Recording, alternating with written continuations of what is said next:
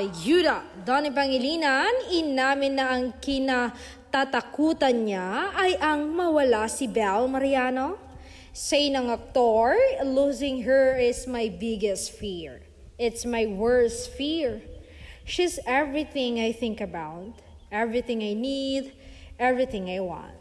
Dagdag pa ng aktor, isang linggo lang o 2 araw na hindi ko siya makita, hindi ko na kaya at mababaliw na ako. Pero yung mawala siya, iniisip ko pa lang, hindi ko kaya. She's my life. Ay, bongga, buhay niya raw si Belle Mariano.